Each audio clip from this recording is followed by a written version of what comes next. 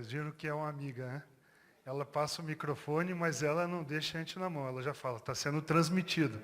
Então, o que você for falar, pensa que está indo... Mas a gente fala aqui, fala na rua e fala na frente deles, se for necessário.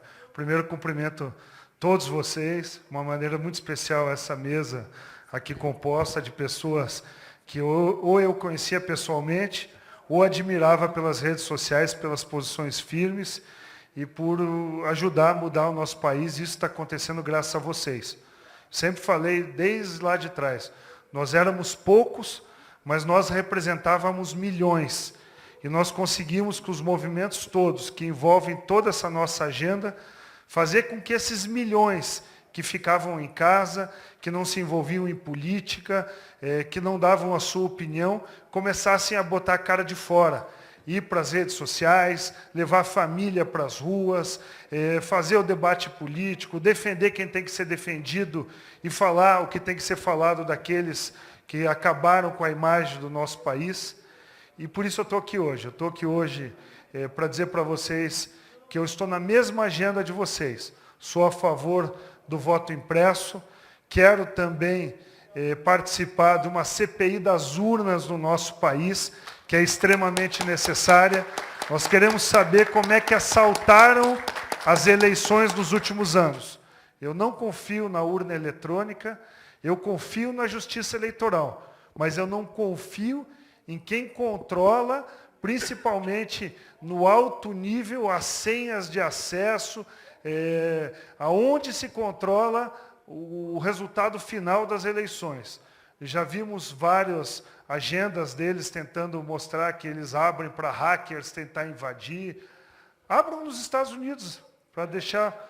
Vamos deixar alguém dos Estados Unidos tentar entrar nas urnas eletrônicas. Por que lá o voto, que é o país da informática, do grande desenvolvimento de software, de tecnologia, continua com o voto manual em alguns estados e a gente acompanha isso, porque não é confiável. Então, ou nós queremos que o voto seja impresso na sequência, que tenha uma urna que possa guardar esse voto e você ter o controle de como você votou, porque hoje nós temos que estimular o cidadão brasileiro. Dizer que porque alguém pode sair com esse voto impresso na mão, caso não fosse o sistema da urna recolher esse voto impresso, que poderia ser uma forma de vender o voto, de alguém ir lá comprovar que votou em tal deputado, tal senador, tal governador, tal presidente. Nós não podemos, pela exceção, gerar a regra para todos nós que queremos saber qual foi o meu voto naquela urna. Só eu votei ou todos nós votamos naquela urna? Quantos votos o político escolhido pela sua ideologia, escolhido pelo seu passado, escolhido porque ele tem propostas de futuro, votou? Para mim, golpe, que é o que a gente mais escuta hoje, é se eleger com dinheiro de corrupção. Golpe é assaltar a maior empresa pública do país, a Petrobras, e destruir essa empresa. Golpe é falar que é contra a privatização e privatizar a Petrobras para corrupção. Golpe é ensinar nossos filhos, nossos jovens nas escolas, fazendo doutrinação ideológica de esquerda. Nós queremos o desenvolvimento intelectual do nosso filho, mas tendo as duas posições para que ele forme a sua convicção e cresça um adulto responsável, um cidadão.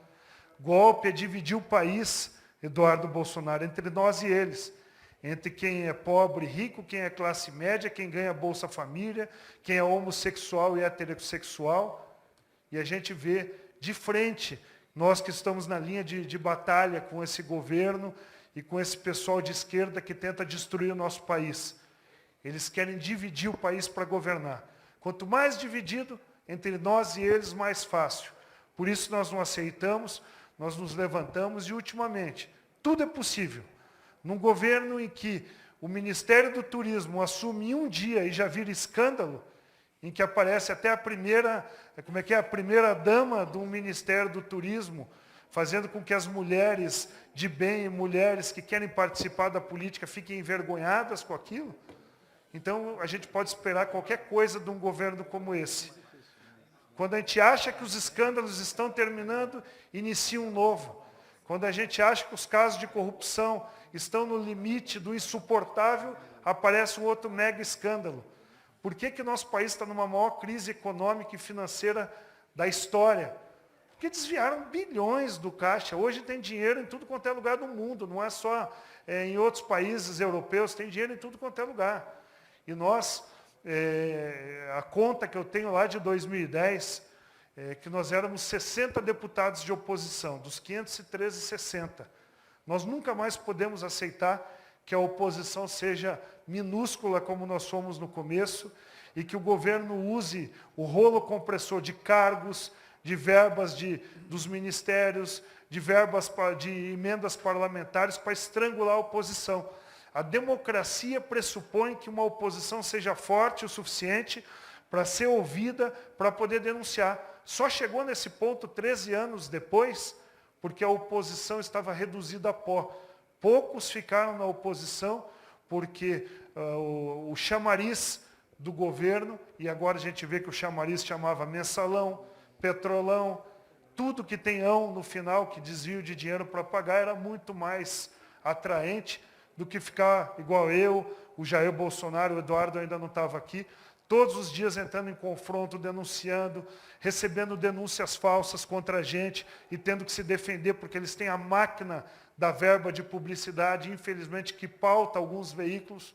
E quando esse veículo não se pauta, vira golpista, e eles passam a dizer que todo mundo é golpista, o Polícia Federal, Sérgio Moro, Receita, Ministério Público, todo mundo é golpista, menos eles.